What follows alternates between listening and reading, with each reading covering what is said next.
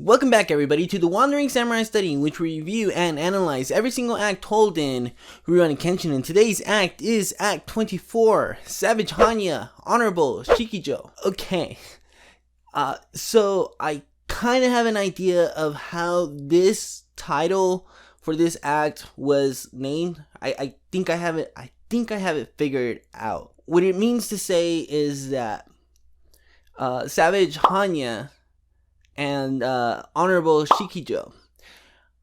Han'nya is a savage one because he fought Kenshin despite him really being meant for Aoshi. And on the other hand, Shikijo allowed Kenshin to fly right by him, saying that he doesn't deserve to fight Kenshin. That honor goes to Aoshi, the Okashira, the boss. So I think that that's what it means.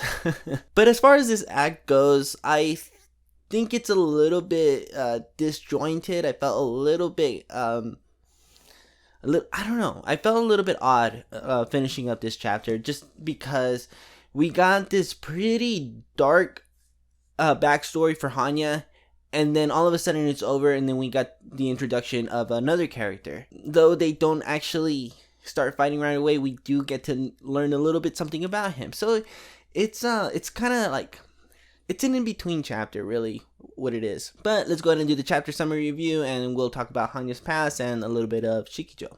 Han'nya's mask drops, revealing his face. Sharing his backstory to the trio, he reveals that because Aoshi saved his life, he removed his facial features as to become an expert in intelligence, taking on the face of anyone he needs to serve his mission and his leader. Kenshin and Han'nya finish their fight, and the trio move further into the mansion to rescue Megumi. The group is momentarily stopped by the next Oniwaban fighter, Shikijo, the gatekeeper of Edo Castle. Kenshin and Yahiko sweep past him as Sanosuke stays behind to fight Shikijo. So here we have Han'nya's backstory, and it's a pretty dark one. A lot of our characters, a lot of our cast, one of the themes of the Wandering Samurai Study or Rurouni Kenshin is taking the time to recognize the past that these characters have, how they got here. It's a whole thing even during the Jinshu arc, where we finally get to see Kenshin's past. But one of the consistent things about all of this is that each of them have a troubled past, whether it be after the Meiji, which has been the case for some of our characters such as Kaoru and Megumi and Yahiko. But some characters' pasts are also revealed to be before the Bakumatsu, such as Kenshin, though we haven't actually got that yet. Sanosuke during the Bakumatsu with his captain, and now with Han'nya. And I think that this is probably the darkest one that we have gotten so far. Gosh, okay, so Han'nya apparently comes from a village of people that are either so poor that they need to resort to killing their own children to lessen the number of mouths to feed. And Han'nya is a survivor in this instance. That's crazy stuff to think about. But this is showing us what it was like in the Bakumatsu, how life in this 300-year-old regime was so bad that a village had to resort to killing its own so that the village may survive. It's no wonder that Han'nya, when he finds Aoshi, he has so much gratitude towards him, but also that he would fight on the side of the Inshinshishi so that they might live to have a better future for all, so that this village that Han'nya may come from may not have to have those types of practices. It's heavy. It's super heavy. And on that note, we actually get to see Han'nya's face. It is completely dismembered. It's crazy stuff to think about, but he has actually removed his facial features so that he can be the ultimate source of intelligence, so that he can take on any face that he needs to serve his mission and to serve the requests asked of him by Aoshi. As Han'nya feels a great amount of gratitude and servitude to Aoshi because he saved him from death itself. He owes his life to him. And I think that the reason why someone like Han'nya and someone like Shikijo have different approaches when dealing with Kenshin is because of this gratitude or this loyalty that Han'nya has for Aoshi. My guess is that he would probably prefer to weaken Kenshin so that Aoshi can easily take him out when the time comes, and Shikijo would much rather just allow Aoshi to do it himself. I think though what it is in the case of Shikijo is that he probably just has so much more faith in his leader that he doesn't even need to resort to this type of contact with the enemy. And I think that with Han'nya it's more of a I'm going to do anything I can so that Aoshi can win. And I think that this is the reason why Hanya's battle with Kenshin towards the end is so aggressive. It's because he's trying to weaken Kenshin for Aoshi. But going back to Hanya's face, I kind of want to expand on something that I said from the previous video where Hanya's uniform or his, choice for battle is utilitarian and everything has some type of purpose for his battling.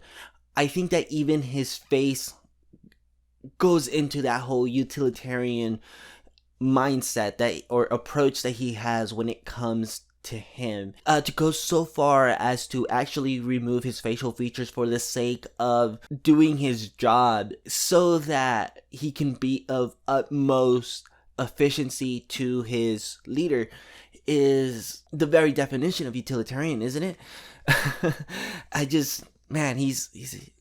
He's crazy. But I love Han'nya. I think that Han'nya is one of the coolest designs, one of the coolest characters to be introduced into the Rurouni Kenshin mythos. I would have loved to have seen more of him. I would have loved to have seen a longer fight with Kenshin to see what it would look like for them to really push themselves to their limits. Maybe a fight with Han'nya and Sanosuke could have been really, really cool instead, just because they're both martial artists in a sense. And to talk a little bit about Shikijo, he is introduced inside the mansion as a part to the anime where he's introduced at the gate. And I kind of like the way that the anime introduced him at the gate because he introduces himself as Shikijo, the gatekeeper of Edo Castle. It just kind of, I guess, goes with his theme to introduce him at the gate in the anime. But it's cool. It's fine. It's just one of those things where I kind of like how the anime handled it a little bit better than the way the manga did. It's alright. These things happen. But Shikijo himself, I think, is, well, there's really not a whole lot much to say. I think I've already said what I need to say about him and in his approach to Kenshin, I guess. As he is the more honorable one.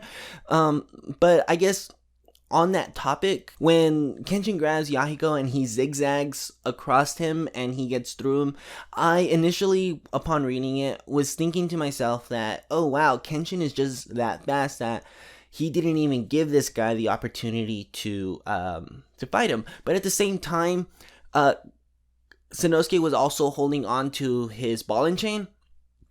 So there's kind of that. That's what I was thinking what it was. But no, I guess as soon as Kenshin is out of the scene, Sanosuke asks him if he did that on purpose. And Shikijo says, yeah, he definitely did.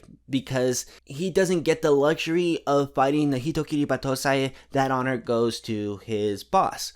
And so he is left fighting everybody else, or the third-rate fighters such as Sanosuke.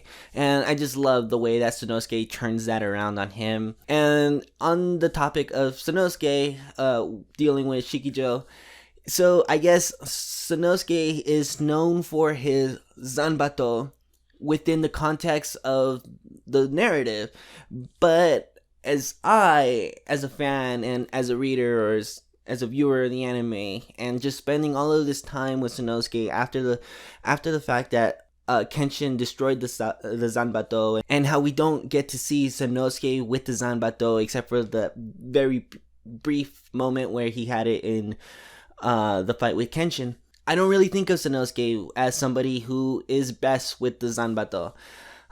It's just one of those things that I just think it's kind of interesting that the narrative itself is paying attention to how he is best known for, despite it not being the same perspective for the fans themselves. It's one of those things that's kind of disconnected from the fans and from the narrative.